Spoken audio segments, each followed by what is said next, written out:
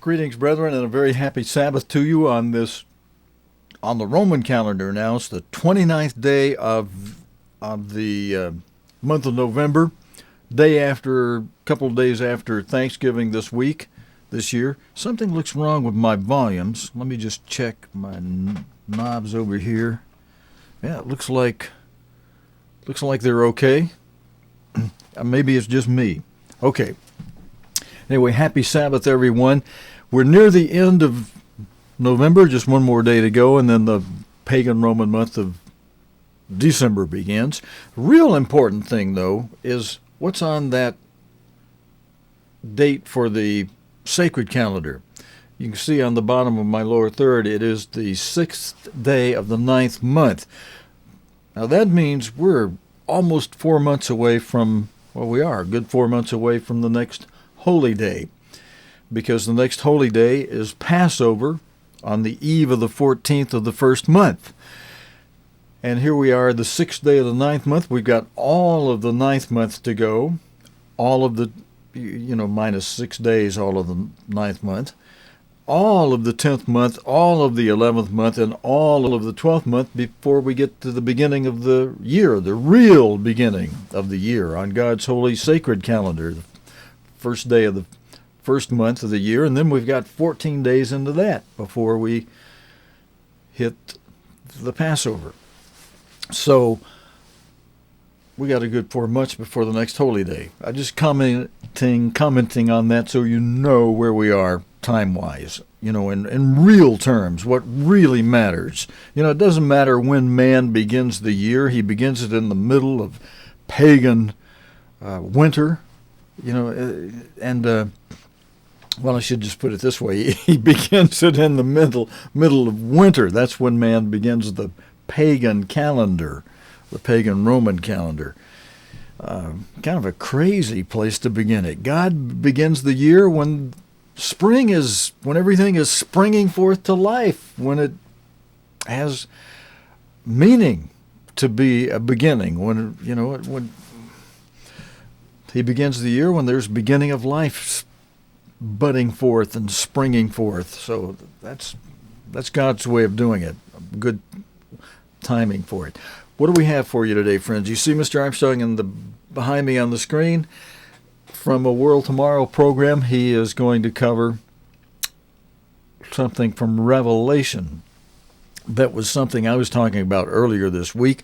And when he finishes, or I may even decide to interrupt him, I've got some slides I want to show you.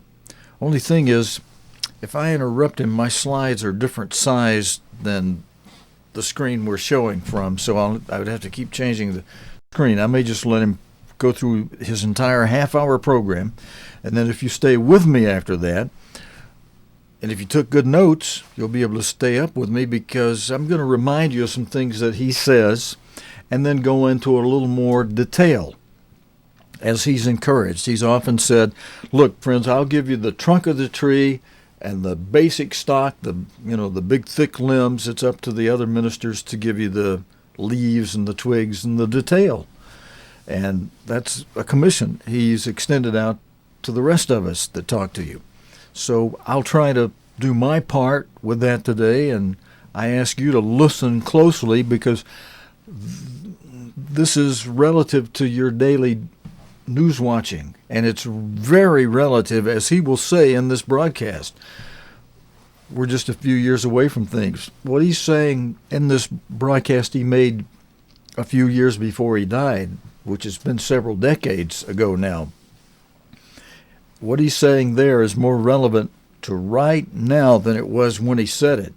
And as you hear him say it from this recording today, it's very relevant to an urgent situation, to these things happening and coming together right before our eyeballs.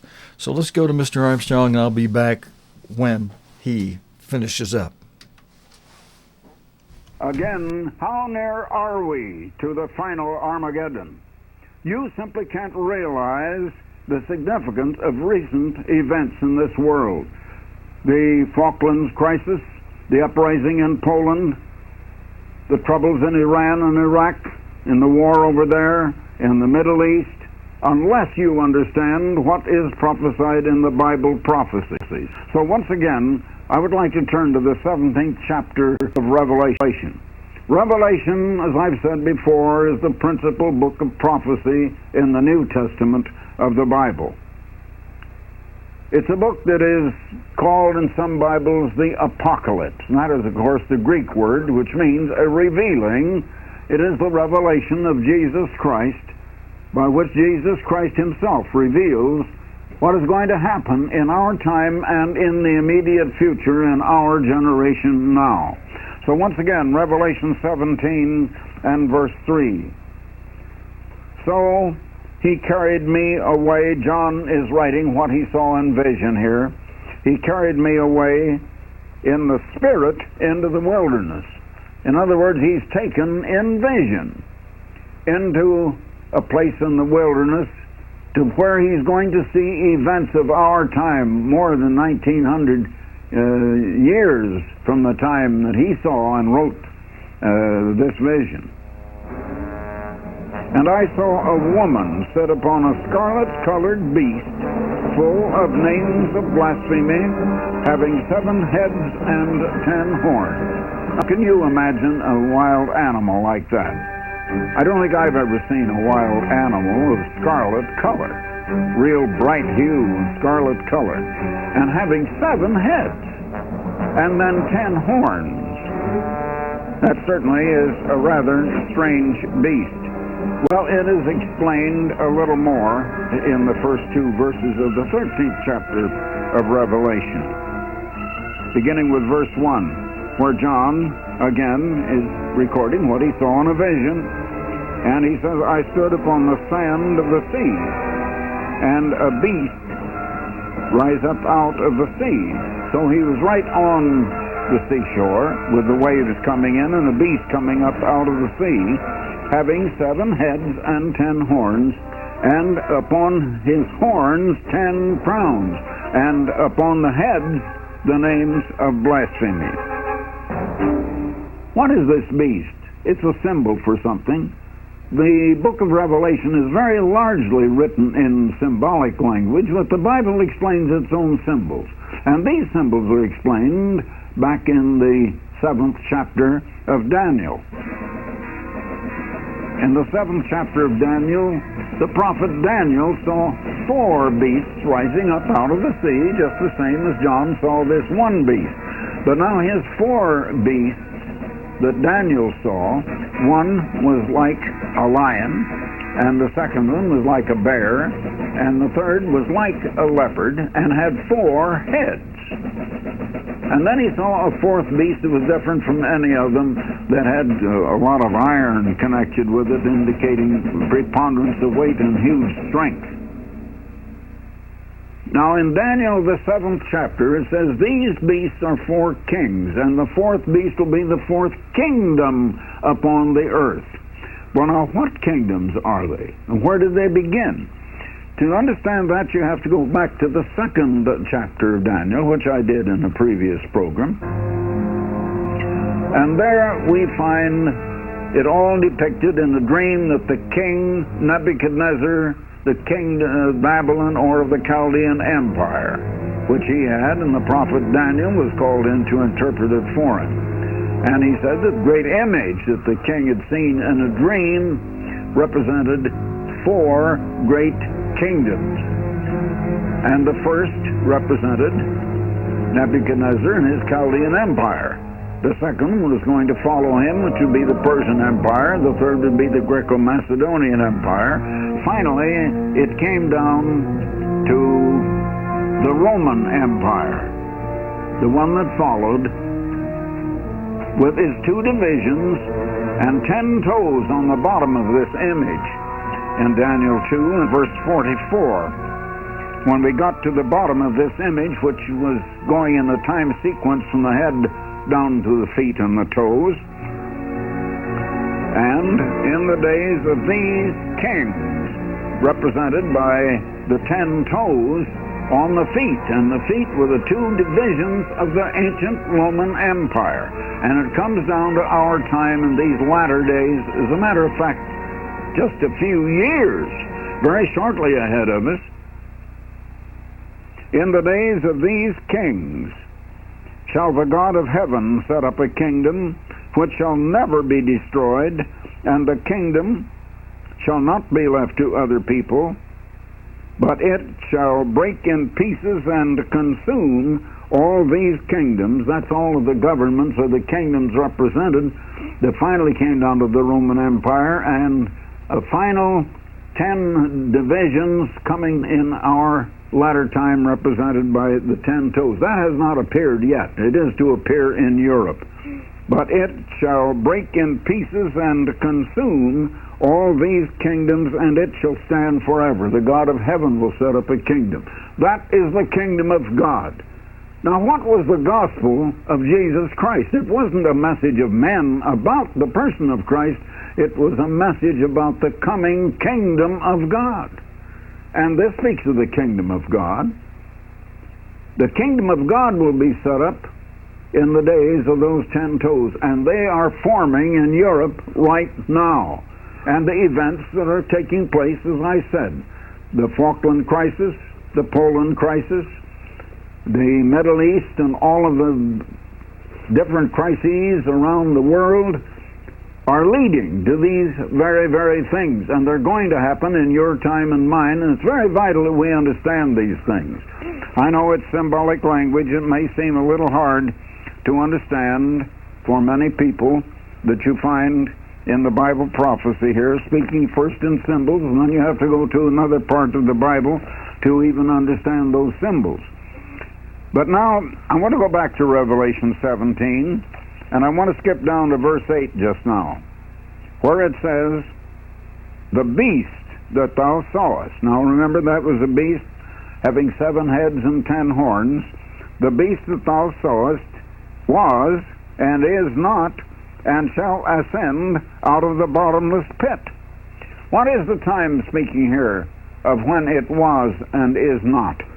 And go into perdition, and they that dwell on the earth shall wonder when they see the beast that was and is not and yet is. Now that is speaking of a time approximately 1933 or 1934. It is speaking of a time when Mussolini claimed that he had revived the ancient Holy Roman Empire. He had made a concordat with the Vatican. He had conquered Ethiopia, and he had Italian Somaliland and Eritrea, and united with Italy. He said he had united the Roman Empire once again. Now, it was not big news at the time. I remember of it, and I don't think it even made first-page news. I announced it on radio at the time in my broadcast, but it did make screaming headlines. And yet Mussolini claimed he had actually revived the Roman Empire. But now I'd like to go on and read the next verse, verse 9. And here is the mind which hath wisdom. The 7 heads are 7 mountains. Now then, I want you to notice, up before it said that there were 7 heads and 10 horns on the beast. Now the 7 heads now represent another symbol, 7 mountains. Well, in Bible prophecy, a mountain is many, many times referred to as a kingdom or a nation.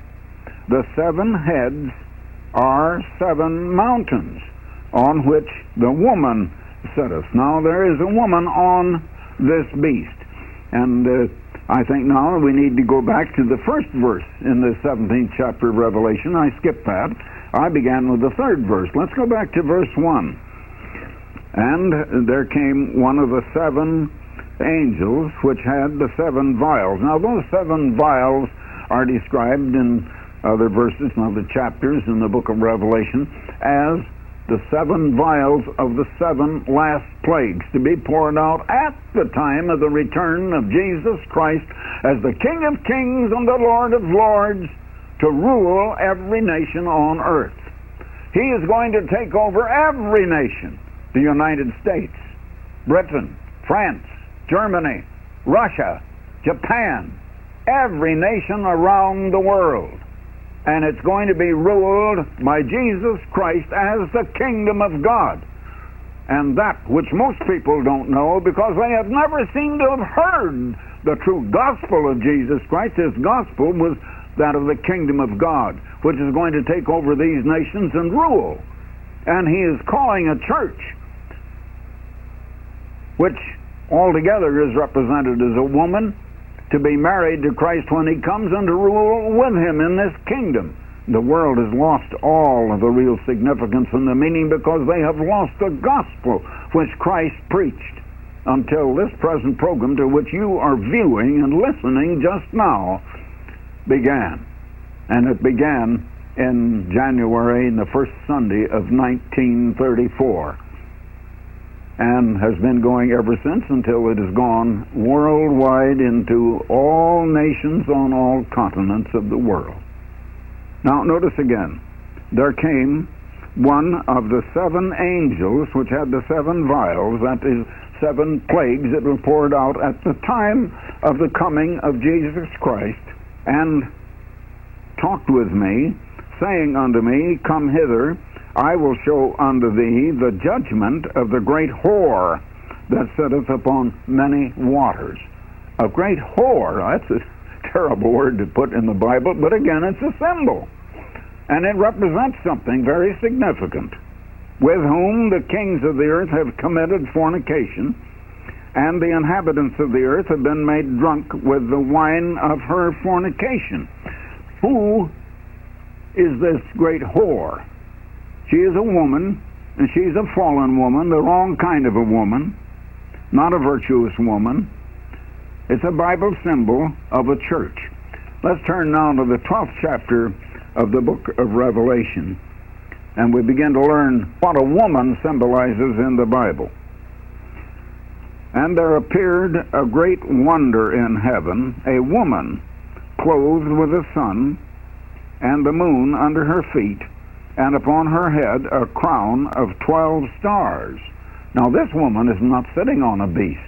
She has 12 stars on her head. And she, being with child, cried, travailing in birth, and pained to be delivered. And there appeared another wonder in heaven, and behold, a great red dragon. Now here's another symbol of dragon. Who could this dragon be? Well, in verse 9, you find that this dragon is that old serpent called Satan the devil. It's defined right here for you. This red dragon, now he has the color red just like that wild animal, having 7 heads and 10 horns and 7 crowns upon his heads. Again, there are crowns of government rulership. And when the dragon, which is the devil, saw that he was cast unto the earth, he persecuted the woman which brought forth the man-child. The woman then was Israel, and Christ is the man-child who came. Now, the church is simply Israel converted and filled with the Holy Spirit. The Apostle Paul said he is a Jew which is one inwardly and not one outwardly. And circumcision is circumcision of the Spirit and not of the flesh. And things like that are said in the New Testament. So the woman now becomes the church, but it was the woman of the Old Testament. It had not become the church of God. It was merely the congregation of Israel, a human man in the Old Testament time. Now it is a Spirit-led church, and altogether different from the Old, but it is the same church going on. I want to go back again for just a moment to Revelation 17 and verse 1. After this came one of the 7 angels which had the 7 vials, and talked with me, saying unto me, Come hither, and I'll show thee the judgment of the great whore that sitteth on many waters. Now, what are those waters? Well, you will read over here in verse 15, And he says unto me, The waters which thou sawest, where the whore sitteth, are peoples, that is nations, and multitudes, and nations, and tongues, speaking different languages. So it was a church guiding a number of nations speaking different languages, and was a church that was committing fornication with the kings of this world. Now let's get the time of this final prophecy.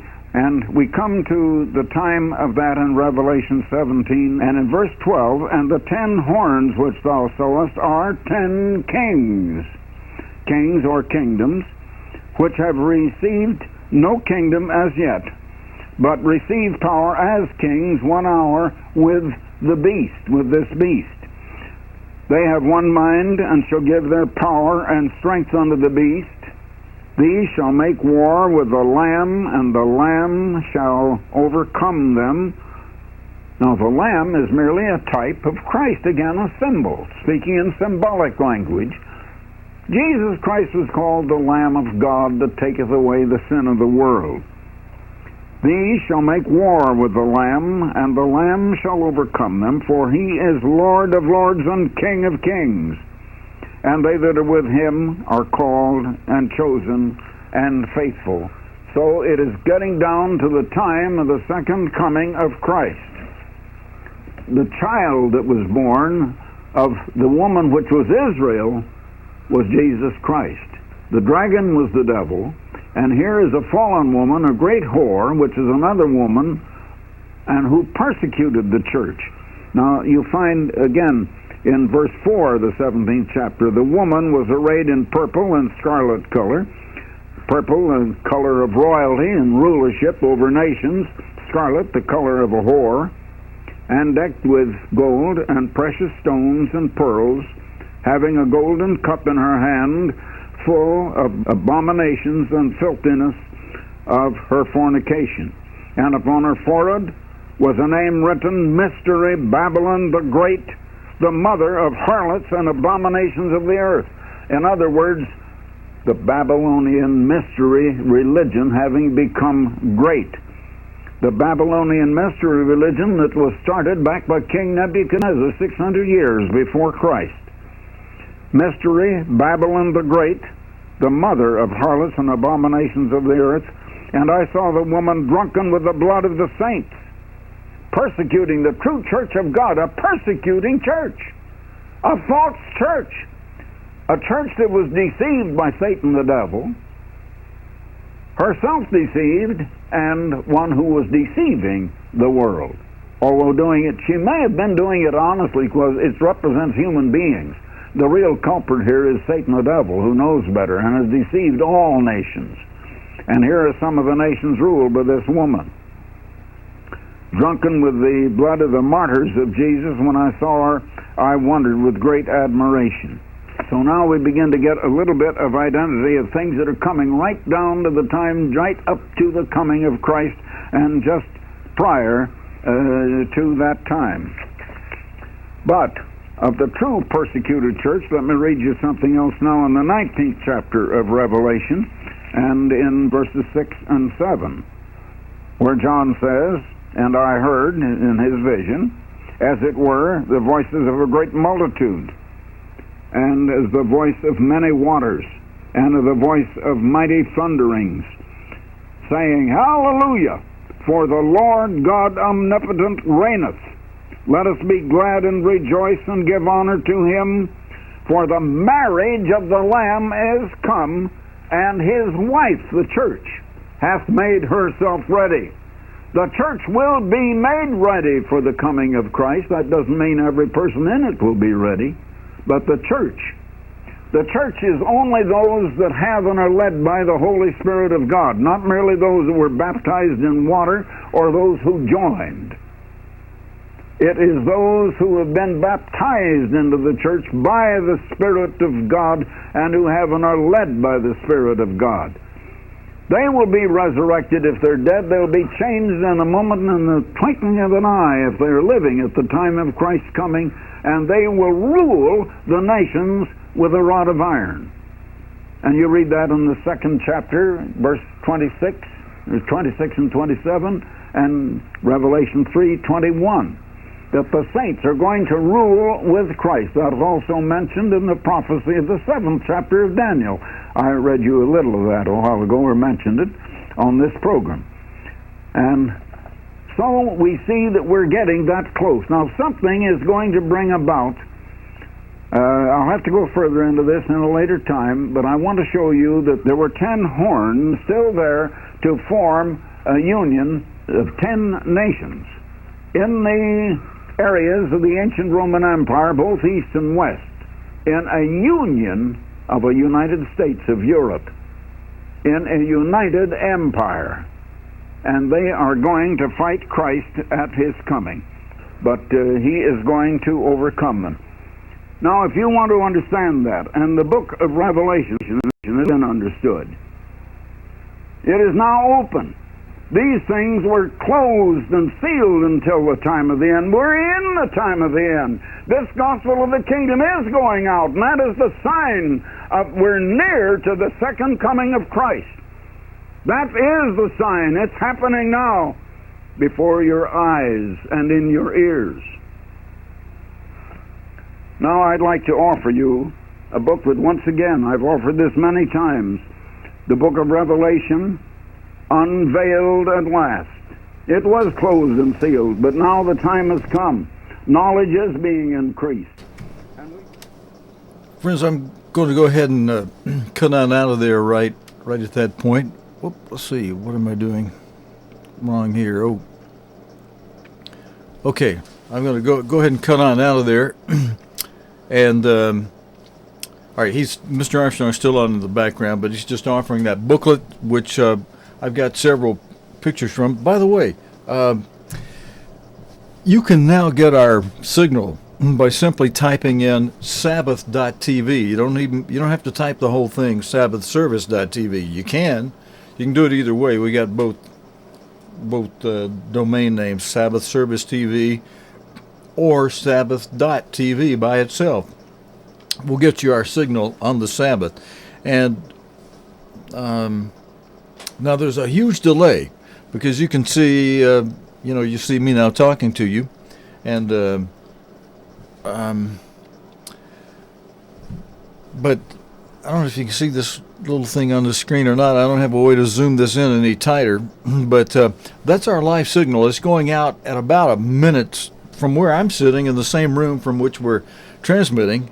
I get it about a whole minute late, because there's just that much delay on the internet today on where I'm picking up the signal, or how I'm picking up the signal. Hey, there we go. I can see that it's gotten to the point where I've come back on the screen with you, and I don't know if you can see that. You can see that it's our signal from today, but it's live, and there is a delay. It's the same for you. Even though we're live, you're getting us at about anywhere from 5 seconds to a minute or two after we've actually started our live transmitting signal, just depending on from wherever you are, you get into the internet, into our signal. But you can get our signal by just typing Sabbath.tv. I don't know, your particular unit, you may have to put www in front of that, but www.sabbath.tv. On mine, I can just start typing Sabbath.tv, and boom, up comes our signal. Just thought I'd tell you that, because I turned this on today just to monitor and see, hey, is our signal going out okay? Is there a big delay, or is it working all right, or whatever? Okay, now, by the way, that address you saw in the background, that's no longer, Mr. Armstrong headquarters, no longer out there at Pasadena. I'm sorry, I forgot. I had a heater on in the room right behind my chair, and it probably was making all kind of noise into the microphone, but I finally figured that out and turned that off. We got some new things in the studio that's been helpful to me in doing the program. We'll get to a review of Mr. Armstrong's program in just a moment. We have a button on my desk now. It's a lighted button. It lights when I press the button, and when it lights, it means the microphone is on. It also puts a light on top of the camera, television camera, top of the teleprompter unit on the television camera, and I can just, right above the camera, I can see, the light's on. That means the microphone is on. Because I made, some of you that have watched Nightcast, I've made a number of mistakes in the past few weeks where I'd come back after showing a news clip and my microphone would not be on, because I either hit the wrong button on the mixer, or just forgot or failed to hit the button, whatever. But now I've got a button on the desk that it goes through a relay. It does a whole bunch of things. It turns on the mic, turns on lights above the camera and on my desk, and also turns off the speakers in the studio. So if I forget to turn off the speakers when my mic's on, this switch does it for me. Just it's the same type of setup they have in most studios. So we're coming up in this world a little bit. I still need some new equipment. We're running the encoder at 100%. It's supposed to run somewhere around 80%, so that it's got some headroom for encoding. But I was watching our signal here today as it goes out live, and it looks like, it sounded and looked okay. But when we're running 100% on the encoder, it means we're dropping frames, and it's just the system is making up for it somehow. So it's not as good as it could be. And one of the things on my my prayer wish list, is some better equipment. But I think that'll come in time. God, make sure that we're going to hang in there, all of us, and continue to obey Him and continue to follow Him, and little by little He builds as it does please Him.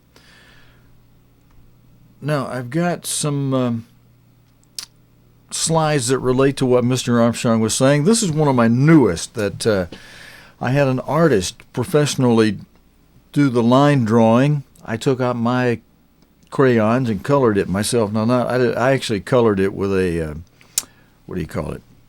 a software program on the computer, so it wasn't really just crayons, but you do it with your mouse. And so I colored his robe purple, and because as you look at Revelation describing the first seal, it says in Revelation 6 and verse 1, and I saw when one of the lambs opened one of the seals, and I heard as it were the noise of thunder, one of the four beasts saying, "Come and see." And I saw, and behold, a white horse, and he that sat on him had a bow, and a crown was given unto him, and he went forth conquering and to conquer. And where did I see the colors? Or did I just read right over that?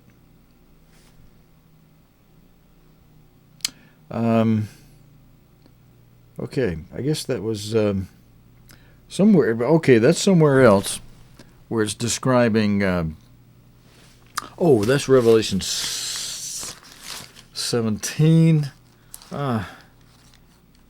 Anyway, I noticed the coloring was of the great whore. Where Mr. Armstrong was talking about that in the today, and I think that is Revelation 17.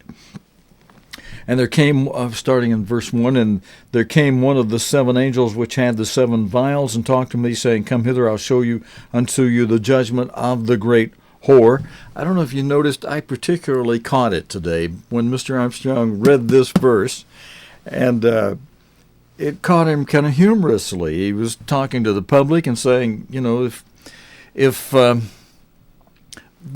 was kind of explaining that it was surprising maybe to some people that God would talk about a whore and mention a whore here in the Bible. And just his smile on his face as he did that was just humorous to me. And you could just see that loving, wonderful side of Mr. Armstrong. But he just commented that God used it, but he said it's a symbol, I'll show you the judgment of the great whore that sits upon many waters, with whom the kings of the earth have committed fornication.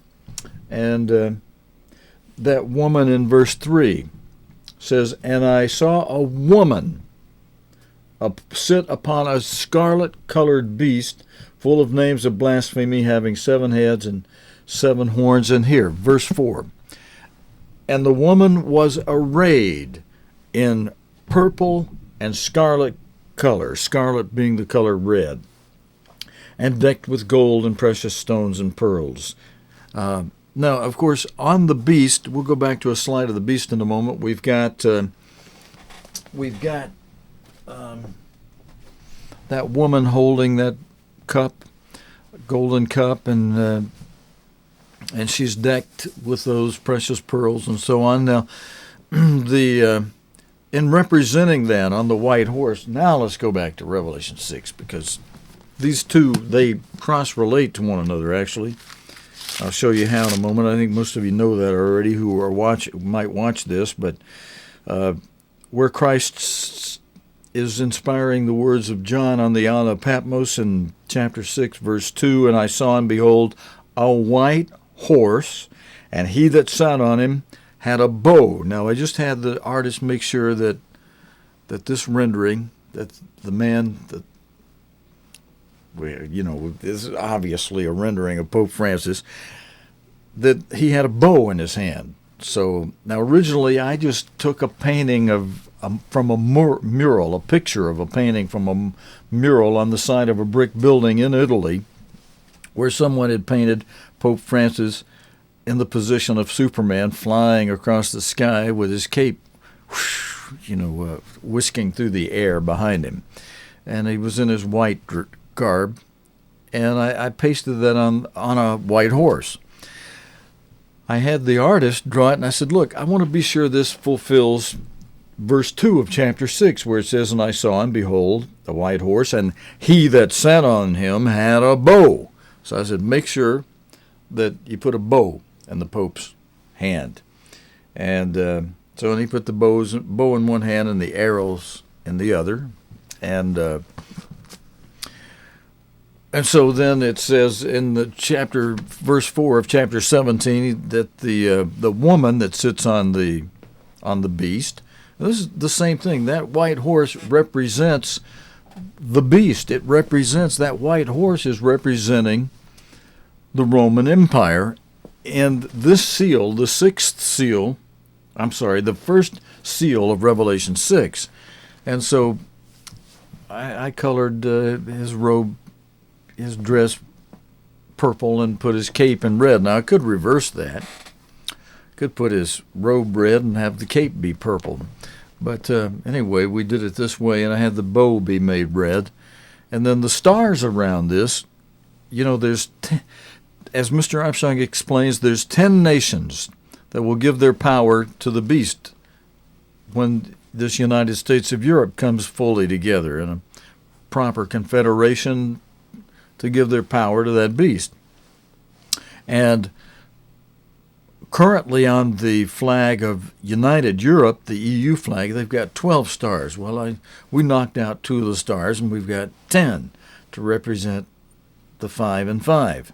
And I had the artist, I did the coloring myself. I colored the stars, red on one side and kind of a golden yellow on the other. I used a color that's similar to what Germany uses on one of their flags, the gold, a certain gold color. And anyway, that's our newest drawing. I just got that this week, and I've put that on my Facebook page too. So I already got a few people, or at least one, gave me a thumbs up. Hey, I like your new profile, your new cover photo, which includes this new graphic. So thank you for that. I appreciate that, Mr. Gary. But let me see. All right, now I've got some other slides I just want to go through with you today, friends. Mr. Armstrong was speaking of the beast from Revelation. This is a cover from our booklet, Who or What is the Prophetic Beast? And that beast down on the bottom is the beast that Revelation 13 calls the beast out of the sea. That's the beast that Revelation 13 begins describing first of all. And then later in chapter 13 of Revelation, it mentions the land beast. Now, I took those 2 different graphics for that, put them together so you could cross-relate them, and we'll get to it. Let me just take these as they happen to come up. Mr. Armstrong mentioned that Mussolini restored the Holy Roman Empire between 1936 and 1945. This is a slide. I believe this one comes from one of our Revelation booklets, contrasting the Roman Empire as it existed in 100 A.D. with the Roman Empire under Mussolini in 1941. And I know I've got to get some of that WD-40 oil for this chair. I noticed that on a nightcast program the other day, that the spring is, sometimes when I move you can hear it. So I will try to get out tomorrow and pick up a spray can of WD-40 and hit the bottom of this chair before the next nightcast news program, which we do have people watch that who are not in the church. I've heard from people even in China. We haven't totally been banned, all of the United States. China really controls what comes into China on their internet system. And they block website after website. And I think they even have begun, from what I was reading in a news story the other day, they've even begun banning Facebook. And they're coming up with their own version of a Facebook that they keep under control and under wraps for China. And yet, so far, I guess we're still small enough, we get through there. And I've heard from people from China who watch the Nightcast news program. And let's go on, a few more. Here's where I was just telling you, here's where I took you see in the bottom is the same graphic that's on the front of who or what is the prophetic beast booklet. And I took the graphic that's inside that booklet for the land beast that's mentioned later in Revelation 13, the beast that's on the land. And I said, okay, that beast is described as having 7 heads, that land beast. And that 7th head of that land beast has 10 horns. But they are not the same 10 horns that are on the beast that from out of the ocean, from out of the sea. Now, the beast from out of the sea that's mentioned first in Revelation 13 is basically a summarization, a recap of the 4 beasts that Daniel mentions in chapter 7 of Daniel, the book of Daniel, Daniel 7. And the 7th head, the head on that 4th beast, and it's called the 7th head on that 4th beast because of the 3rd beast having 4 heads. The first beast, so the 4 beasts that Daniel makes reference to, the first one is a lion's head. And so on this beast, let me see if I got a graphic where we can go close up on just the bottom. I'm going to come back to where I made a lot of notes.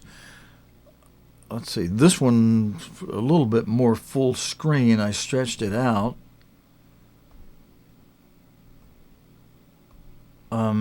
Well, here we go. Here's one that's more full screen, and it's just the beast from out of the sea only. And I think you can see this a little better. I'm going to go full screen on it here. And on the right side of the screen, where you see, actually, this is okay. We're a little tight on you're not seeing all that I'm seeing here, but it's okay. It's actually probably better this way because we're a little more close up on just the heads of the beast. All right, in Revelation 13, I'll tell you what, before I start describing what's on the screen, let me grab my Bible. Let's read that together. Revelation 13, where it describes what I'm trying to show you here in graphic form. And there appeared, verse 1, Revelation 13, there appeared a great wonder in heaven, a woman, I'm in Revelation 12. I meant to go to 13. Next page.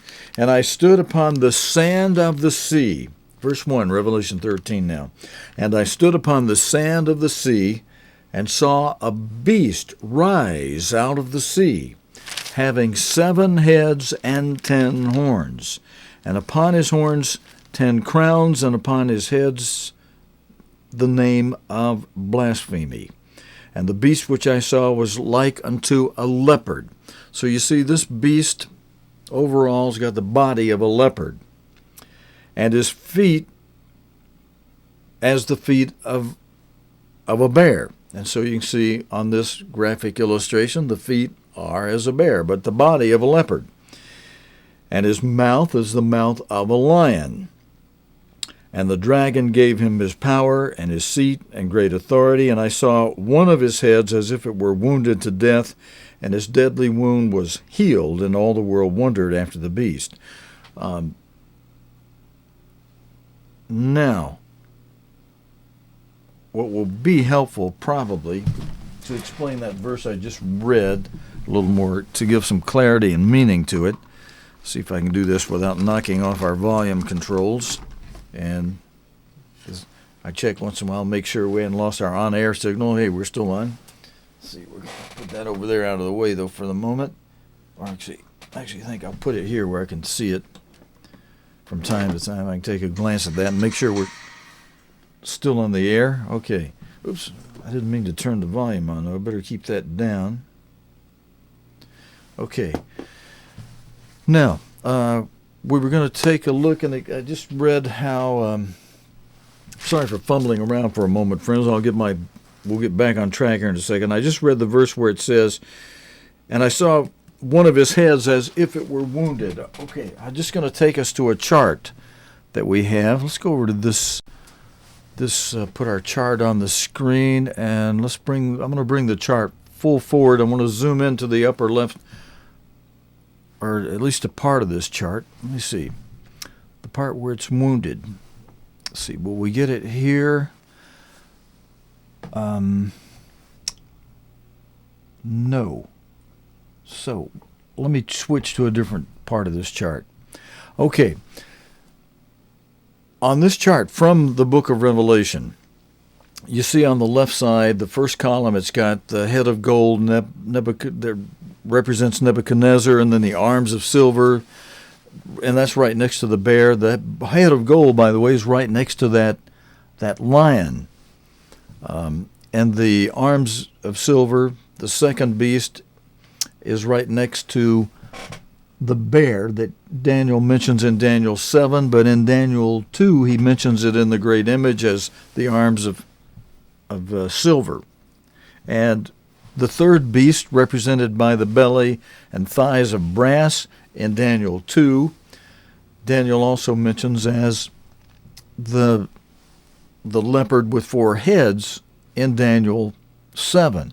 Actually, when I tell you this, we ought to go tight and close up. But really, I want to explain the wound. But just for a moment, let me make sure I've got a close-up shot. Yeah, I do. We can zoom in on that here. Here are the first 4 beasts that on the left side of your screen, Daniel describes in Daniel 2 in the great image as a head of gold, arms of silver, belly and thigh of brass, and the legs of iron. And those correspond one-on-one to the lion, the bear, the leopard with 4 heads, and the fourth beast that's dreadful and great and terrible. We'll come to that and describe that in a moment. But back to that chart. Let's see. Back to that chart we were on that shows that in the upper area. Down below, you see where the woman starts, the woman in that same first column, holding up the cup of the blood of the saints. That's where she begins to ride the horse. And in between that and the first 4 beasts, you see, I wish we could go tighter on just this area. Let me try another shot here just for a second. See, actually that's the same shot. Let's see, that's that top part again. Well, I'd like to go just tight on just that one area, but I don't have the shot set up. But just below these things we just zoomed in on. Let me do that again. Just below these first 4 beasts here from Daniel 2. If you look down below that, you see that great image has fallen over. It's been wounded. And then the first three horns on that fourth beast, they are plucked up by the Pope. And then you see right below that, the woman comes in on the chart. Now, this is the top half of the chart. The bottom half of the chart is where the woman begins to ride the beast. We go to the bottom part of there she is at the top now. And from here on, she rides the beast. Well, then, comparing that to the graphic on the front cover of the Who or What is the Prophetic Beast book, these are the four beasts of Daniel 2 lumped into one graphic. So you got the body of the leopard. You see it's got the head of a lion. Go over toward the middle. That would, from your side as you look at it, that'd be going from the right to the left. You'll see the bear's head. That's the second beast. In between them, but down below, you see 4 heads of the leopard there. And then up above all that, at the very top, still attached to that leopard body, is a great and terrible beast. Let me read it from Daniel 2 as Daniel describes it. Bear with me a second. I'm flipping over to Daniel 2 if you want to flip over there with me. Daniel says, toward the beginning part there. Well, first of all, Daniel 2 is describing how Nebuchadnezzar had the dream. And then we scoot up to verse 31, where Daniel starts describing that dream. And he says, "You, O king, saw and beheld a great image. This great image, whose brightness was excellent, stood before you." All right, now as I tell you this part, let's go back to that chart that's got those. On the left side, there's the great image. It's broken up, though, into little pieces so it can be put into a spreadsheet. That head of gold, Daniel describes to King Nebuchadnezzar that's him. That's his empire.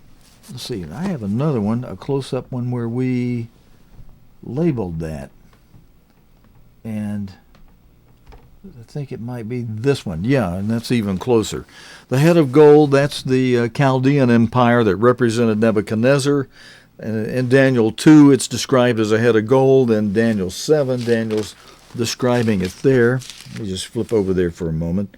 The first was like a lion and had eagle's wings. And so that's why you see wings on that lion. Daniel describes that in verse 4 of Daniel 7 as the first beast, the first of 4 great beasts that was like a lion and had eagle's wings. And I beheld till the wings thereof were plucked, and it was lifted up from the earth and made stand upon the feet as a man, and a man's heart was given to it. Behold, a second beast like a bear. You see below that, a bear, that represented the Persian Empire. Daniel explains to the king that in Daniel 2 that the breast and arms of this great image that the king saw in his dream were of silver. His belly and thighs of brass. That relates to where Daniel in chapter 7 is describing another beast, lo, a leopard, which had upon its back 4 wings of a fowl. The beast also had 4 heads, and dominion was given unto it. And then the final, on the great, let's see, the final one, on the great image is described in verse 33 of Daniel 2 as having legs of iron, its feet part of iron and part of clay. But in Daniel 7, that fourth beast is described as dreadful and terrible and strong exceedingly, and it had great iron teeth. It devoured and brake in pieces and stamped the residue with the feet of it, and it was diverse from all the beasts that were before it, and it had 10 horns. So looking in Daniel 7, you see on the right side of your screen in the second column, right side, at the very bottom there we have that great and terrible beast with the great iron teeth. a dreadful and terrible and great iron teeth beast representing the Roman Empire. Now that is the same, and those four beasts right there are all put together in this graphic, and it's the same that you see in this lumped together graphic here that's on the front of the Who and What is the Prophetic Beast book. And that there at the very top of it is that fourth beast that Daniel described there in Daniel 7. What verse was that? Let me go back to it in case you want to go there. I'll just make a mention of it. It's the 7th verse of Daniel 7. 7 and 7. Easy to remember. And after this I saw in the night visions, behold, a fourth beast, dreadful and terrible and strong exceedingly, and it had great iron teeth. So there's your description of the top part of this graphic. That head on top of that leopard is the fourth beast that is dreadful and terrible and strong exceedingly, strong like iron, and it had great iron teeth. So this dreadful and terrible and strong exceedingly great beast with the great iron teeth, that's portrayed right there. And you see, and it has 10 horns, as Daniel mentions. Now, those 10 horns, again, are not, friends, they're not the same 10 horns as the 10 horns that are on the 7th head of the final beast. Now, the best way to do this may be to go back to our graphic for a moment that has, from the book of Revelation, where it's in spreadsheet form. Actually, we want to go to the bottom part of it, though. Let's see. Let me go down to where our shot. Well, let me take it down to the bottom. Here, we can go to the bottom. Okay, and actually, I have a better graphic of this. It's on this chart right here. Over on the right side of this chart, Mr. Armstrong told us to spreadsheet this so that when we're dealing with a complex matter, we can wrap our minds around it and really understand it. This part of this chart has, let me before I explain this, I'm trying to relate the two. So let me come back to this beast out of the sea that represents the four beasts that Daniel describes in Daniel 7, the 7th chapter of Daniel. We got those four beasts, the head of that lion, the first beast, like a lion with eagle's wings. That goes back to 600 BC, as Mr. Armstrong said in his broadcast today. That goes back King Nebuchadnezzar time, around 600 BC. Then you've got, and this is where our chart helps, because this chart, on the chart, if I can get to the close-up part of the chart, it has where I've got the kings on it. I'm looking for my shots. Here, this is the one I want right here. This part of this chart, so there's that, well, no, that's not the part of the chart I want. I do want this part over here. This has got the dates for the first head, and I need to go close up on it because I can't quite read that from here. The Persian Empire, around 550-ish. I need that chart in a tighter, closer form. But the thing I really want to compare is not the first three beasts, which are well before Christ's time. I really want to bring it over to the fourth beast that gets into Christ's time. The Roman Empire, that fourth beast, comes into play about 31 BC, and then Christ is born, and then that Roman Empire is operating, and then after Christ, that Roman Empire it's wounded and it falls around AD 476, and then the three little horns that are revived for a short time after that are plucked up by the Vatican, by the Roman Catholic Church, by the Pope, and then after those three, that's where I want us to start focusing. That's where the beast starts to ride the Roman Empire. The false prophet, the woman, starts to ride what is described in prophecy as the beast. And as Mr. Armstrong points out in the chart in the Revelation booklet, he points out that after the Pope plucks up those first three little horns, which you see. Oh, let me put that on the screen. I'm describing from that as I talk, and so you can see it. You see on the great and terrible head on the top of this body of this beast. If you look all the way out to the edge, there's three little horns on there. Those are represents on his nose, just above his paw, all the way to the left side of your screen, toward the top. Above the bear paw there and the open mouth of the iron beast, the fourth beast, there's three little horns at the top of that, on its nose, kind of. That's to represent those three little horns that are plucked up by the Pope right around 500 BC.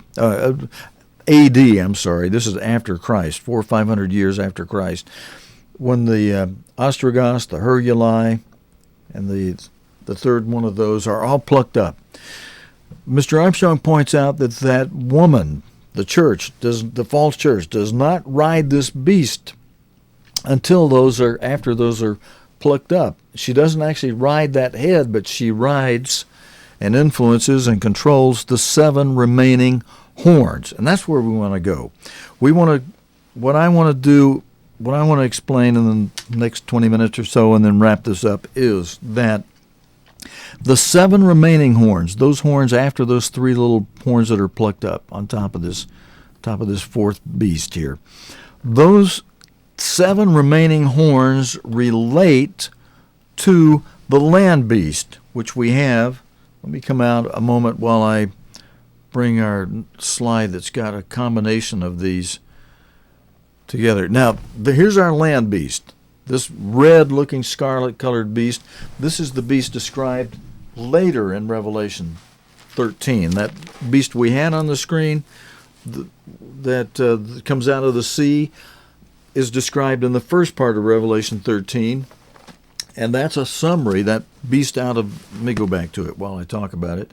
That beast that comes out of the sea, this one here, this is a summary of the four beasts of Daniel 7. And they're mentioned first in the first part of Revelation 13. If you want to go there with me. Now, this is a complex subject, so if I'm stumbling around just a little bit, we're going detail, and so we're going detail on something complex, and we'll utilize what Mr. Armstrong said do when it's complex, so you can wrap your mind around it. We'll use graphics, and we'll use spreadsheets to help us see, this is how all of that crazy-sounding stuff that's written in symbols in Revelation and Daniel, this is how they relate to one another and what they mean. And you can see how God gave this to us to understand through Mr. Armstrong, and how it's on a silver platter for us now. But we have to take the time and effort to look at it a little bit and spend some time with it. Again, the beginning of Revelation 13, verse 1, and I stood upon the sand of the sea and saw a beast rise out of the sea. So this graphic, there's ocean all around it. Beast is coming out of the sea, and the beast coming out of the sea having 7 heads and 10 horns. Now Daniel describes 4 beasts, but he describes 7 heads. How do you get 7 heads out of 4 beasts? The first one is a lion. It has 1 head. The second one represents a bear. It's got 1 head. So first beast, the lion, 1 head. Second beast, bear, 1 head. Simple. 2 beasts, 2 heads. But the third beast, the leopards, has 4 heads. So now we add up all the heads. We've only got 3 beasts to add up, but we've got 6 heads already. We got 1 head for the first beast, 1 head for the second beast. That's 1 plus 1, that's 2. But we have 4 heads for the third beast. So 2 plus 4, that's 6. So 1 for the first beast is 1. 1 for the second beast is 1 plus 1. 4 heads on the third beast makes it 1 plus 1 plus 4. 6 heads in the first 3 beasts. And then the fourth beast is only 1 great and terrible, dreadful, terrible head. Only 1 head. So, but it's after those first 6 heads. So you got 1 plus 1 plus 4 plus 1. That totals 7. 1 for the first beast, 1 for the second beast, 4 for the third beast, 1 for the fourth beast. So that makes it 1 plus 1 plus 4 plus 1, 7. I'm just trying to detail that to help you get the arithmetic. That fourth beast, which is called the 7th head, because of the 6 heads before it, the first head of the lion, the second head of the bear, the 4 heads of the leopard. Those are the 6 heads that precede the great and terrible beast that has the terrible, the iron teeth in its head. The 7th head has on it 10 horns. Now, what we're going to cross-relate is the 10 horns on this 7th head of this fourth beast. He has 1 head, but it is the 7th in consecutive numerical order.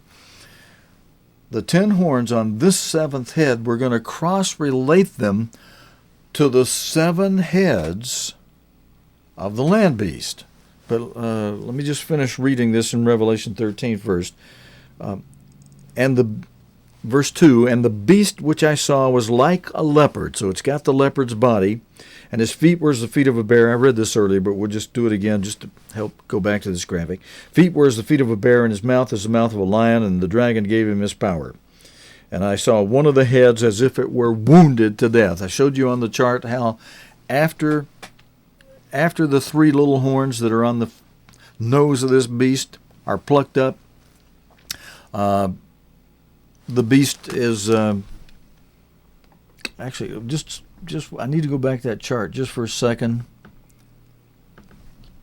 Yeah, it's before those 3 horns are plucked up that there's the fall of the Roman Empire in 476 A.D.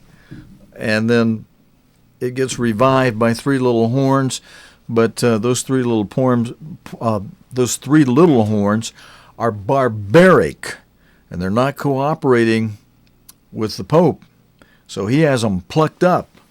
And then once he has them plucked up, the woman who represents the Pope's church is able to ride the Roman Empire through the remaining 7 horns. And God makes a distinction for these remaining 7 horns, friends, because the first 3 that are plucked up are barbaric. The remaining 7 horns, the Pope is able to ride them, and the remaining 7 horns, after the first 3 that are plucked up, the 3 on the nose are plucked off, those remaining 7 horns, the beast is able to ride, and those remaining 7 horns relate to what God describes in the land beast, in this beast, the red beast with the 7 heads. And the 7th head has 10 horns on it. But those 10 horns on that 7th head of this land beast are not the same thing as the 10 horns on the 7th horn. Let's go back. It's not the same thing as the 7th horn on this beast. And we're going to explain that in a moment and make it easy for you to see and understand that. But I want to just drop down to in Revelation 13. Let's pick up with where there's a description of the land beast comes in. So you can see that in Revelation 13, 2 different beasts symbolically are being described, and It's in all in Revelation 13. It's in beginning in verse 11. The second beast is described. So let's go ahead and flip to the second beast of Revelation 13, beginning in verse 11 of Revelation 13. And I beheld another beast, and that's this beast right here. I'm going to pull it forward while I read that to you. And I beheld another beast coming up out of the earth. Remember this first beast. I'm just going to put it back as I say this for you. This first beast is described in verse 1 as, I stood on the sand of the sea and saw a beast rise out of the sea. So verse 1 of Revelation 13 is talking about this beast that rises out of the sea. But then when we get to verse 11 of Revelation 13, now Christ says through John, giving him a vision on the Isle of Patmos, and I beheld another beast coming up out of the earth. So this is your land beast. The first beast rises out of the sea. This beast, another beast, comes up out of the earth. And he had 2 horns like a lamb, and he spake as a dragon. Those 2 horns represent symbolically church and state. And you see the horn representing the church is the horn that is depicted by the woman you see on the top of the beast riding this beast. She's the little horn of the 2 horns that are being described in verse 11 of Revelation 13. And then verse 12, and he exercises all the power of the first beast of the Roman Empire before him, and causes the earth and them which dwell therein to worship the first beast, whose deadly wound was healed. So the deadly wound was healed before those... let's go back to this chart. I want to be absolutely sure I'm telling you right. The deadly wound was healed as those Ostrogoths and the HWA and the Vandals came in and essentially restored the Roman Empire after its fall. But then, even after they restore it, those 3 horns on the left, just below the first 4 beasts, you see, if you can see that and tell what that is, there's the great image fallen over on its side where it fell in 476 AD. And then the 3 horns, the little horns of the barbarians, the Vandals, the HWA, and the Ostrogoths, they restored the Holy Roman Empire, weren't cooperating with the Pope, were barbaric. Pope had them plucked up. Then following that, we go to the lower part of the chart where the Pope is able to ride the remaining 7. He's able to ride the remaining 7 horns, and those 7 horns are the same as these 7 heads on the land beast. I'll show you that in a moment, but let's finish reading the description. And he causes the earth and them that dwell on the earth to worship the first beast whose deadly wound was healed. And he does great wonders. He makes fire come down from heaven on the earth, and he deceives them that dwell on the earth by the means of those miracles. And, Christ warns us to not be deceived. Okay, but that makes the distinction. Revelation 1 talks about a beast that rises out of the sea, which is this beast you see right here. And then Revelation 11 talks about another beast of the earth, and that's this beast right here. Now, how in your mind do you grab hold of and understand, well, wait a minute, both beasts have a 7th head which has 10 horns on it?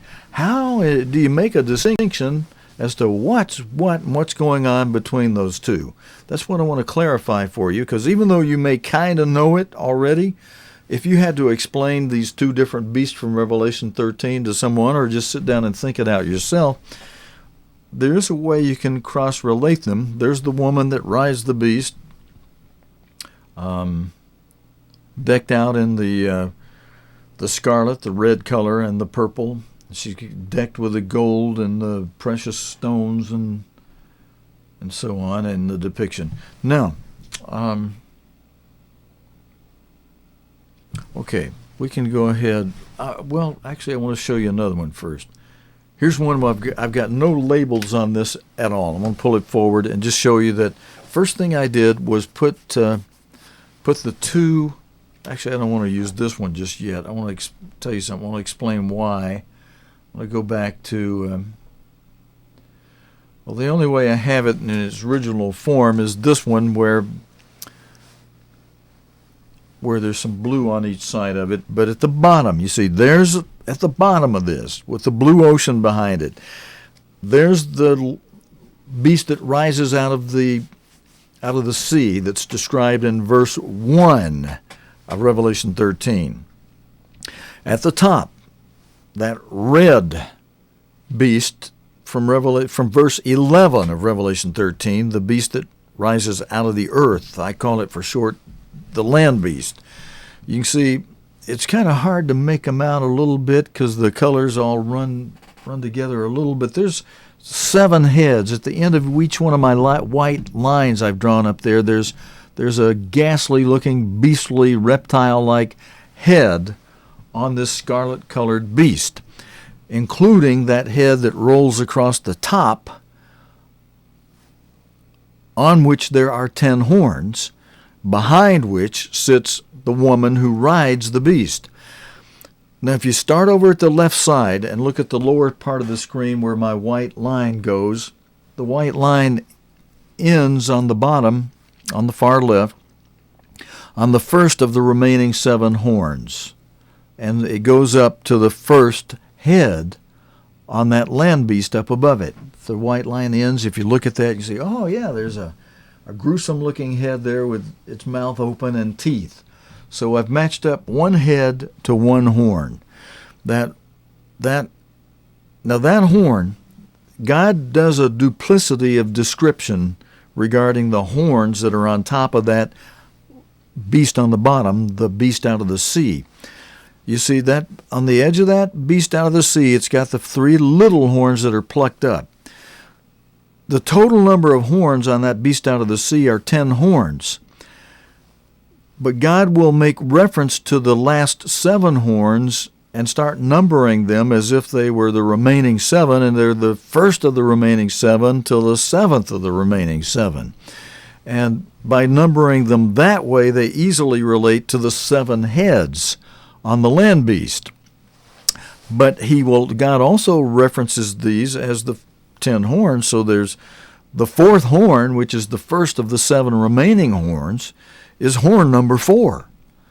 The 10th horn is also the 7th of the remaining horns. It's the final horn. It's also called the 7th of the remaining 7th horn.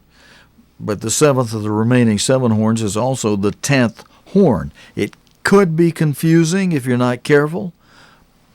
Just be aware there's a total of 10 horns, and the first 3 get plucked up, but there were still 10 horns. The last 7 remaining horns are the first of the remaining 7, the second of the remaining 7, and so on. And I'm going to refer to them that way. But the first horn of the remaining 7 as the line goes up to the first head. Going just to the right of that, the second white line ties to the second of the remaining 7 horns. It ties to the second head up above, and so on. And the biggest horn in there is right in the middle, so I tied the line to the biggest horn in the middle, for the biggest horn being the 7th of the finals of the remaining 7 horns, also known as the 10th horn of all 10. We've tied it up to the 7th head, the final head of the land beast up above. All right, so that 10th horn relates to that. That 10th horn is also the same as the 7th of the final 7 horns, relates to the 7th head of the land beast up above, on which there are 10 horns. And those 10 horns on that beast on the top, the land beast, are concurrent horns. These horns on the bottom beast, they're consecutive. They are the governments that that exist from the fourth horn through the 10th horn. And those governments are on the chart that Mr. Armstrong made. They're actually on the bottom part of the chart, because where the woman starts riding the beast, on the bottom part of the chart, over on the right side of this chart, those are the same as your there's 7 kings. Those are the same as your 7 kings that are mentioned in Revelation 17, that says there are 7 kings. These 7 kings are the same as the 7 heads on this land beast of Revelation 13. They're the same as the remaining 7 horns of the beast out of the sea on that Revelation 13 beast out of the sea. And I've got them with pictures of who they are. Let's just take a quick look at that. We got that stretched out. I hope you can read it in the stretch. But on the right side of this, I've got pictures for the 7 kings. Revelation 17 verse 10 mentions there are 7 kings. Oh, let's see. I'm cutting off that picture a little bit. Let me change the screen size. If you'll bear with me a moment, I'll get it so that whole thing fits in there. All right, there. We're verse 10 of Revelation 17. Did that actually take or not? I think I need to recycle it. Let's see if that... Well, you can... Yeah, we can... I guess I need to straighten out that heading up at the top of that thing. Oh, that didn't affect that, actually. That's on a different camera shot. Okay, at the top it says there are 7 kings. This is from verse 10 of Revelation 17. 5 are fallen, it says, and so before the next red line, we've got the 5 that are fallen. The first of those 5 that are fallen is Justinian, and then the second, who's the first head of that Revelation 13 land beast. And then you got the Frankish kingdom with Charlemagne. He's the second head of that Revelation 13 land beast. Then you've got the third head of that Revelation land beast, ridden by a woman. The emperor for that one was Otto the Great. The fourth one you can see pictured there is the Habsburg dynasty, Charles V. And then finally, the 5th head of those 5 that are fallen is Napoleon, who ended that 1260-year period. And then right below that on the chart, we've got, I think you can see it there, you can see Mussolini is raising his hand. And as Mr. Armstrong described in the video, he was the 6th head of this revived Holy Roman Empire, but only for a short 9-year period between 1936 and 1945, and then it goes back into the pit again. The Roman Empire does, the whole Roman Empire, back into the pit from 1945 until now, until the 7th and final head is resurrected. And now that you got the idea how I tied those 2 charts together, I'm going to show you exactly how that relates. And I'm going to show you, I want to thank one of the Nightcast watchers for advising me I have a label wrong on this chart. I straighten it out later. And before I do that, I want to show you this chart, though, because it's got the horns on it that need to be changed. And I'll tell you why. This is something I want to explain to you. If you're really thinking this through carefully, you'll see this. And I explained on somewhere the other day that, maybe even earlier, my job in television studio used to be to go have these graphics made for our television presentations, and I go see the artist and have them made. Now, I wasn't involved on the making of this one. I left television studio to teach over at Imperial Schools, and so I couldn't work both places, and so it became someone else's job. But if there were a mistake or something that didn't relate well to a telecast in a chart, part of my job was to get back with the artist who worked full-time in the television studio and say, hey, I think this would work better if we change this, and he'd give me what I'd asked for. And then somebody above me might say, tell me, they don't like this, I have to go back to them and have them change it. But for the most part, they accepted what I handed over to them. So it largely was my job to make sure those graphics came out properly. So I just explained that was my job at one time, to look carefully at these things, and I see something on this graphic that doesn't depict as well as it should the distinction between the 10 horns between these two different beasts. The beast on the land beast, on the one on the bottom, has 10 horns that relate to successive governments. They're consecutive in time order. They change over time. And they are the 5, and the last 7 include the 5 kings that are fallen. They include Mussolini, who was the 6th head, who rolled in between 1936 and 1945. That 6th head, I was reading something Mr. Armstrong said in one of our classes, could even refer all the way back to when Garibaldi began to reunite Italy in 1870. But either way how you look at the length of the 6th head, that 6th head went back into the pit, the bottomless pit, into perdition, as the Bible calls it, until it's going to be revived one last time for the 7th head. It went into the perdition, into the bottomless pit in 1945. Holy Roman Empire, for its short-term, glory. And Mr. Armstrong has also put it in terms that Roman Empire, Holy Roman Empire, was revived after Mussolini made a pact with a concordance with the Pope, and then invaded Ethiopia and conquered it in 1936. So I've often explained it before to have a short 9-year period from 1936 to 1945. And, the head could go back to 1870, but it ended in 1945 for certain, and is now in the pit, and we're waiting on it to be revived again. I mean, with bated breath, we're waiting on it. It's not something really to look forward to. You hope you're going to be accounted worthy to escape when that thing is revived again, because that'll be a time of Jacob's trouble, the time of the martyrdom of God's saints, like you've never seen a martyrdom of God's saints before. All right, friends, I'm going to try to finish before the 2-hour mark.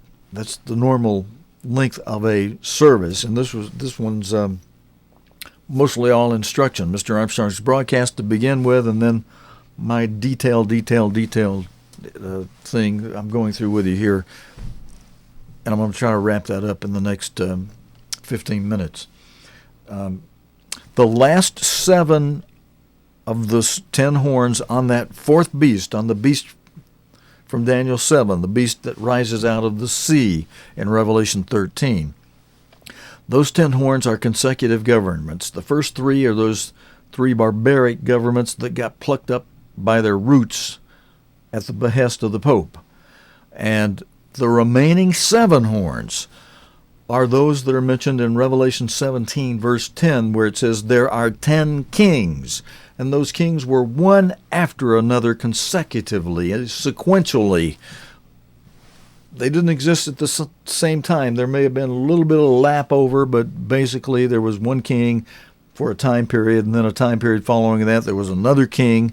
I went over who they were just a moment ago, starting with Justinian and ending with Napoleon as the first 5, and then Mussolini as the 6th head that had his day between 1936 and 1945. And now the 7th head, we don't know who that is, but that's yet to come, and very soon yet to come. And that beast on the top, the beast that out of the earth, the land beast, the 7 heads on that beast are those 7 kings, and the 7th and final head on the top is the beast to come, who will be given his power by 10 kings 5 from the east, 5 from the west, who give their power to him for 1 hour, meaning a short time. That's the seventh head at the top of this thing. All right, we're going to go back close up on it in a moment. I just want to explain what we're going to be interrelating. And let me explain why. I'm going to go ahead and switch this over to a chart where I've changed those horns, because the whole chart is easier. I got some of the labels out of the way, and once we explain there's a distinction between the horns and why we need to change them, it makes it easier to understand, oh, okay, that's why you did that. I explained to you that was my job in the past, to look for things like that. And so when I saw these two charts, I'm thinking my old job function, and I'm thinking, why do the horns on the land beast, which are different horns, they are 10 kings that are concurrent, a better word to use than I used a word inappropriately in Nightcast the other night.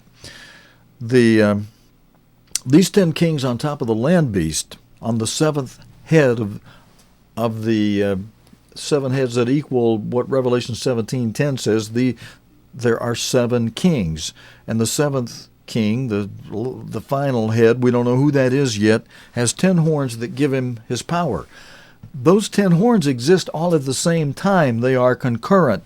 They are not like the 10 horns on the beast on the bottom, the beast that rises out of the sea, the seventh head of the fourth beast of Daniel 7 that has 10 horns, that are the consecutive kingdoms, beginning with the three little barbaric kingdoms, the Heruli, the ones I mentioned that get plucked up by the Pope. The remaining 7 are those 7 from Justinian, let's say through Mussolini, because we already know who the 6th head is now. We didn't, before 1936, know who the 6th head was, so that was a mystery for Mr. Armstrong until it happened, and God revealed it through Mr. Armstrong, which is a major point to consider. God proved who his end-time servant was, big time, by revealing that truth by and through Mr. Armstrong, when Mr. Armstrong was about 43, 44 years old when that happened in 1936. And everybody else who can understand it, since Mr. Armstrong explained it, got it from God by and through Mr. Armstrong, which is one of the ways God uses to show who his servants are, when he gives a truth through that servant. And God may yet, it's possible, and some have been making commentaries along this line, it could happen. The fellow out of across the sea, he doesn't want his name mentioned, who's been saying that God could and may revive Mr. Armstrong as one of the 2 witnesses, that could happen. The same fellow also says he expects him to revive his son, Garner Ted, as the second of the 2 witnesses, and clean up his robes. That could happen. I'm not saying it will. I'm just saying, as the fellow says, that could happen. We could be seeing Mr. Armstrong and his son, too, again, before this whole thing wraps up. We'll see how that plays out. But I'm just telling you what some people are saying, just so you're aware. If you don't get surprised if God does it that way, God has that option.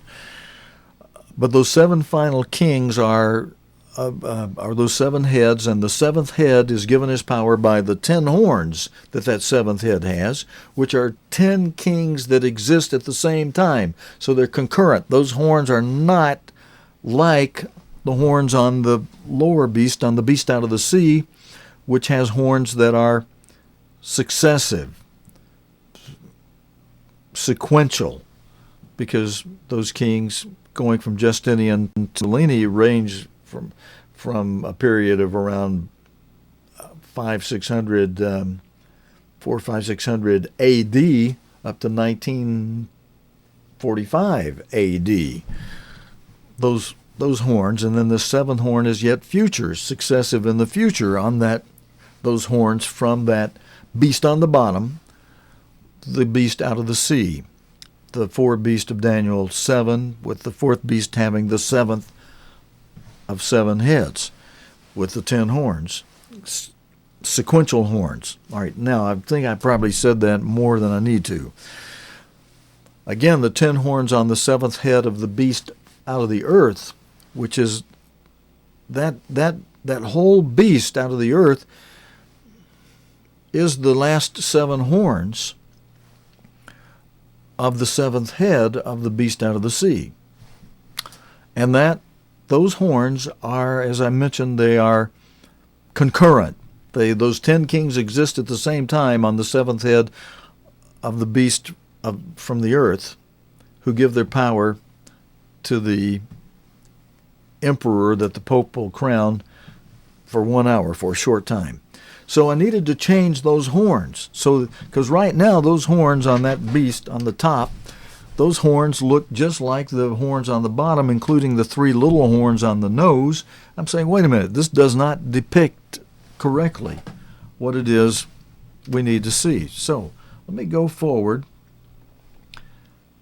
to a chart. Now here it is without any labeling. I simply, on this chart, you can see how I cleaned off the horns that look like the horns on the bottom beast, on the seventh head of the bottom beast. I cleaned them off and put on 10 horns that are all during the same time period. So I just made them all look the same, except I made 5 one color and 5 another color to depict the fact that there's 5 from the east, 5 from the west that give their power, like the 2 feet, 1 foot from the east, 1 foot from the west, 5 toes on 1 foot, 5 toes on the other foot. And since Daniel mentions them in Daniel 2 verse 42 as toes, the 10 toes on the 2 feet, I got a little silly with this is my graphic now. So, anybody who says, oh, you perverted a graphic, well, it's for me and my study. It's my graphic. I'm sharing it with you. So if any of you have complaint, you can write me personally and say, boo on you. I'll write you back and say, well, you're welcome to your opinion. Whatever. But that's my chart. And that helps me with my study. And I put toes on those little horns on that top beast. If you look closely, I got a big toe on one of the 5 on the east side, and then 3 middle toes, and then a little toe. And then on the 5 on the other side, starting from right to left, I've got a big toe on that first one, and then middle toes, and then a little tiny toe up near the woman riding the beast. On that foot, on what represents, because those horns, those 10 horns represent the 10 toes. So I put toes on the top of those little horns on my chart.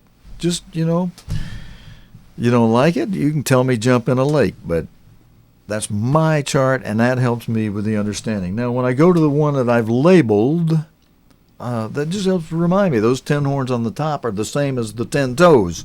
And so, on one I labeled, on this chart, I stuck the 10 toes up there on the top right side of the chart. And if you were to draw lines from them, each one of those little crowns would line up with one of those toes.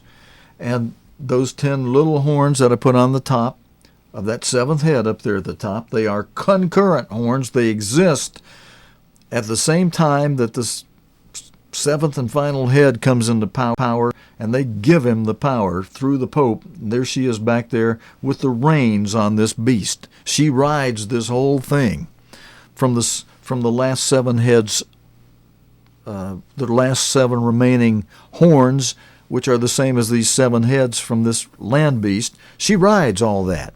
And there she is up there with that cup of gold and the blood of the saints riding this thing. There was a martyrdom before. You can read Fox's Book of Martyrs. The Catholic Church did that against saints who wanted to keep the Sabbath. But what she did in the past has been described as just mild kids' play compared to what we can expect in the way of a martyrdom during the time of Jacob's trouble, during this final thing called the Great Tribulation. Christ calls it in Matthew 24, verses 20, 21, 22. Time of great tribulation. He describes it as a time so bad that nothing since the beginning of the world has ever been so bad. No, nor ever will be, he says. So it's time that nothing before it, nothing after it has been as bad as what is coming. It hasn't happened yet.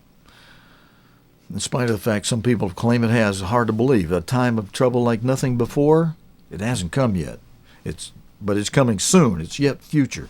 On this chart, I've got some labels for me. I'll just explain to you that when I look at my chart, and I'm able to see it probably better than you're able to see it on this screen, the first line I have from the first of the last remaining horns, which is the fourth horn, but it's the first of the 7 remaining horns, lines up with the first head on the beast at the top, the land beast. And that horn and that head is depicted was the Emperor Justinian. The second head on that land beast at the top lines up with the 5th horn, or the second of the remaining 7 horns on the beast out of the sea at the bottom. That was Charlemagne. The third head on the beast at the top, the land beast at the top, lines up with the 5th horn, the 6th horn, which is the third of the 7 remaining horns. That was Otto the Great. I'm going to skip the 7th one, which is right in the middle, until 7. The 4th head at the top, below the 7th head there, just the 4th head at the top lines up with the 7th horn, which is the 4th of the remaining 7 horns, and that was Charles V. The 5th head at the top on the land beast was Napoleon, and he lines up with the 8th horn, which is the 5th of the remaining 7 horns. Then the 6th head, which was Garibaldi's Italy reunited, with Mussolini under that, taking Ethiopia and restoring the Holy Roman Empire. He was the 6th head, and as such he lines up with the 6th of the remaining 7 heads. He lines up with the 6th of the remaining 7 horns on that beast out of the sea, which was also the 9th horn. And then finally, the 10th horn on that beast out of the sea. Up at the top, the 7th head, which is, we don't know who yet. That's somebody yet to come and be appointed. That 7th head lines up with the 7th of the remaining 7 horns, or the 10th horn, in other words, of the beast out of the sea at the bottom. Okay, do you see how that complex situation lines up? Those two beasts, they line up. The heads line up with the horns. Those 7 heads line up with the last 7 horns on that 7th head of the 4th beast of Daniel's 7 beast out of the sea.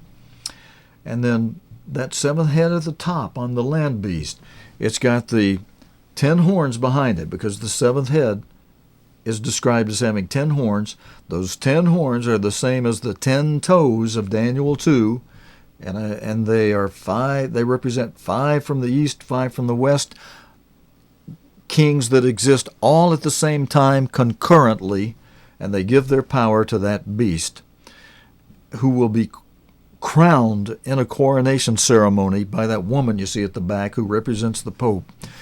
Most likely that 7th head will be crowned in the Emperor's Hall, which has been rebuilt in Frankfurt, Germany, rebuilt with funds from the Marshall Plan provided by you American taxpayers, because the Allied forces bombed it at the end of World War II, but the Marshall Plan provided funding to rebuild it according to the original architectural design, but with new material. And they put in the statues they had of the former emperors and portraits, which were remade, deck the halls of that Emperor's Hall, and it's sitting there ready for the coming final emperor, whom the Bible calls a beast. It calls the entire Roman Empire system and the 7th head a beast. But the head of that beast, the emperor to be crowned, will be crowned by the Pope, again, most likely right there in that hall, in that Emperor's Hall in Frankfurt, Germany.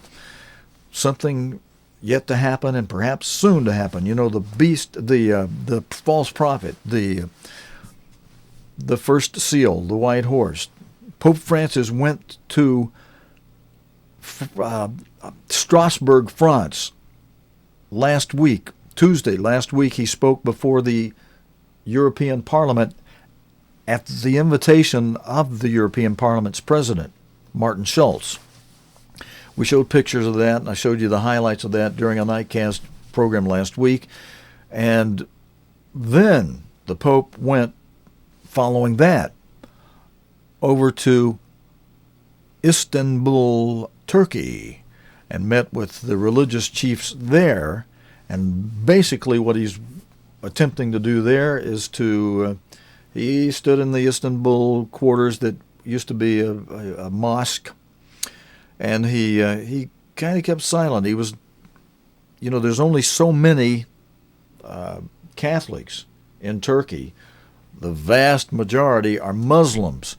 But evidence has come out that the Catholic Church helped to start the Muslim religion around 600 A.D.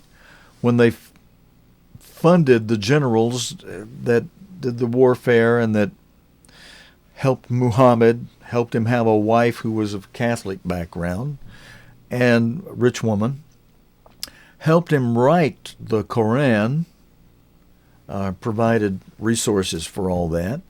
They were behind it, according to someone who worked in the Vatican, who would know and have access to secret documents, and he's revealed them, and that's out there for you. All you got to do is Google on that, and wham, you can dig that stuff up to show how the Catholic Church helped create the Islam religion. If I called it Muslim religion, I should have said the religion of the Muslims, because the Muslim are people who adopt to themselves the Islamic religion, which Islam is the religion of the people who practice it, who are called Muslims. And a lot of them are a certain culture, but they also let other people into it. But the Catholic Church has that tie-in to the Muslims, and they're making headway with Turkey, and they're wanting to tie the East and West. Istanbul, which used to be called Constantinople. There's a cute song about that.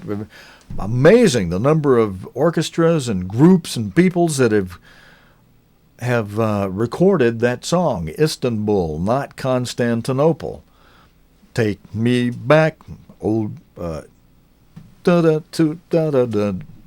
Istanbul, not Constantinople. I don't know if popular tune.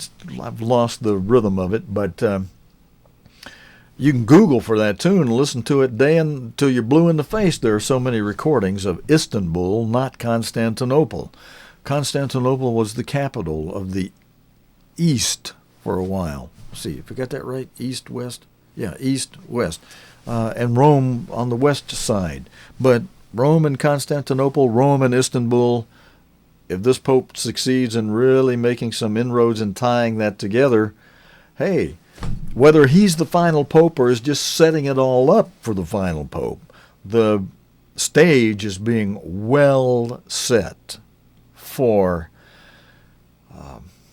the final head to be crowned and coronated by the Vatican, by a Pope of the Vatican.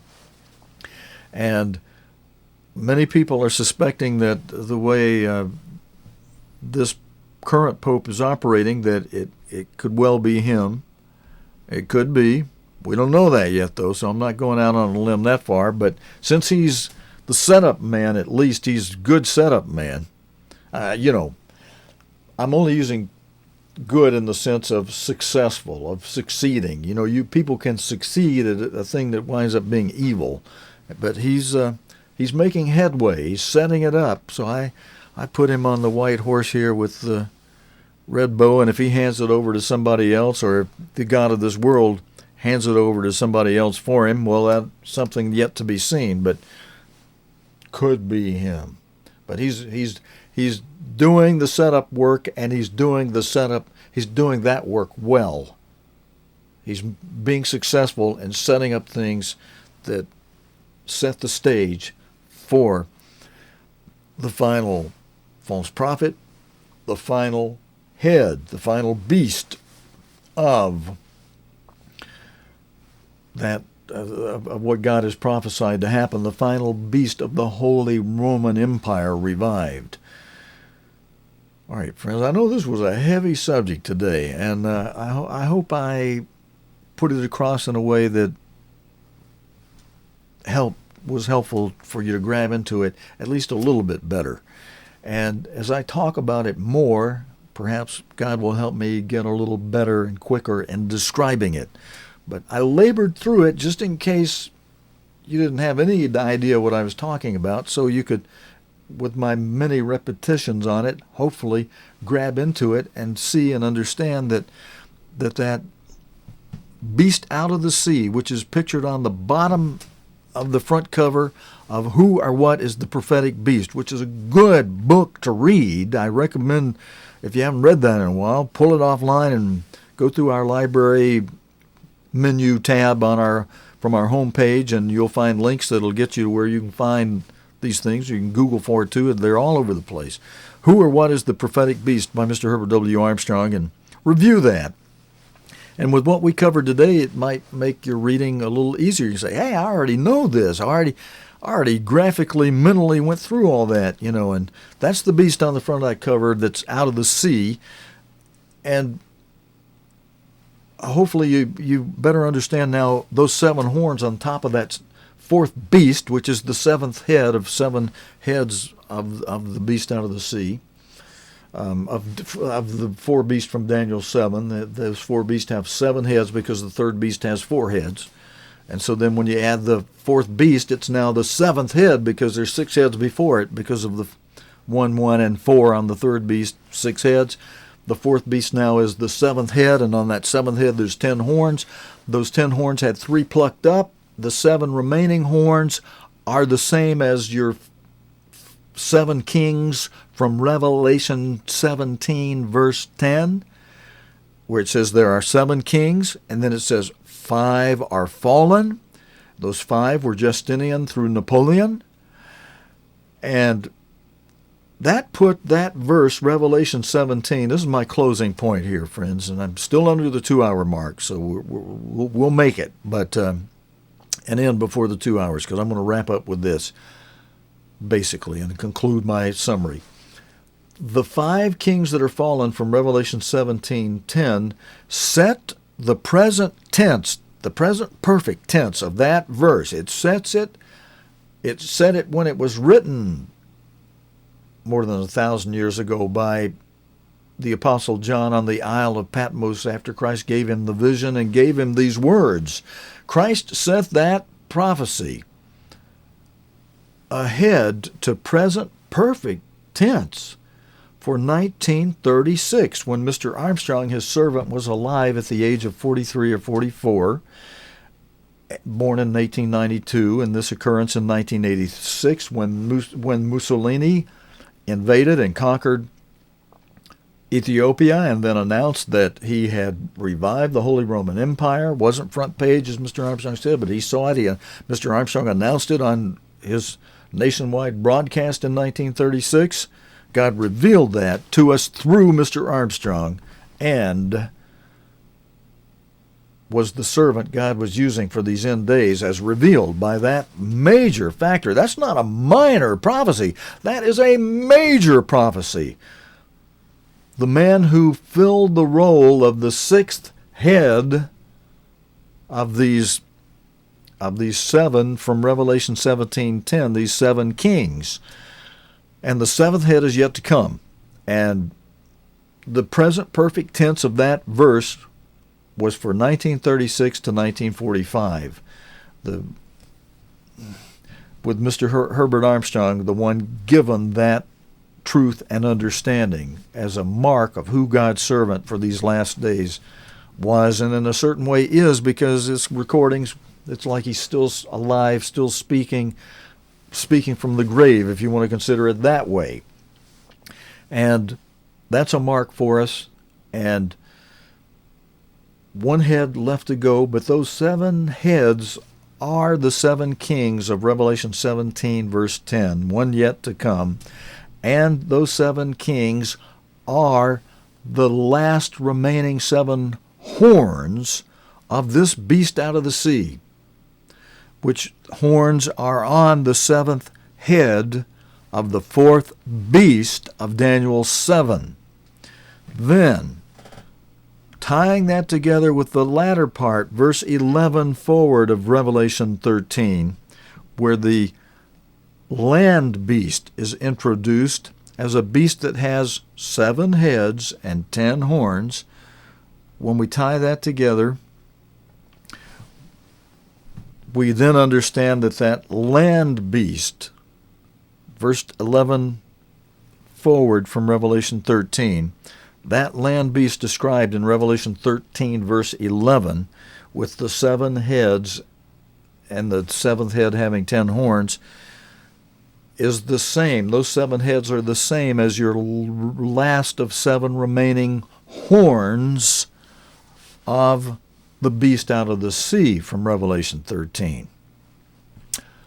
All right, that's my summary of what we covered today. I was able to say it more in a nutshell toward the end. So maybe you'll have it better, and I'll get better at explaining it as we go forward.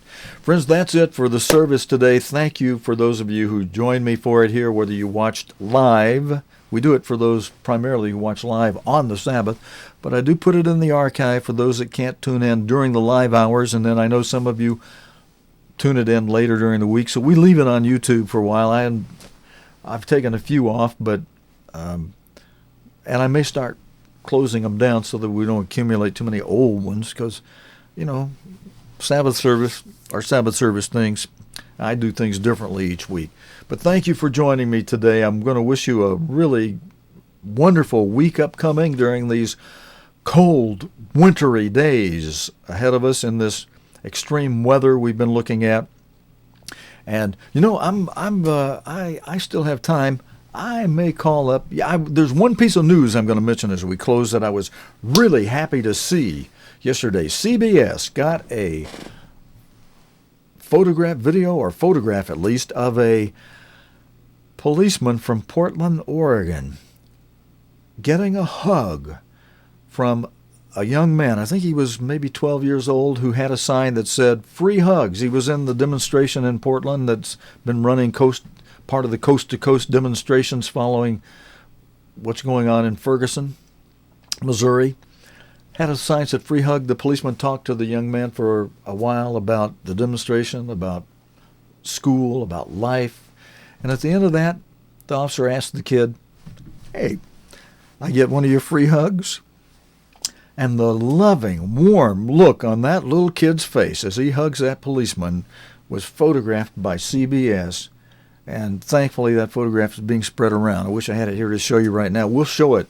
I plan to show it, if I can get the license for that, on Nightcast tomorrow night, Sunday night. So hope you'll tune in for our Nightcast program, the day's current world news related to the Bible and prophecy that we do on the Nightcast channel. Most of you know about that who watch here, so I won't belabor that. I'm at my 2-hour mark, friends. I got to say, so long, happy Sabbath, good week to you. I appreciate your prayers. My prayers go out to those of you who I know watch this program.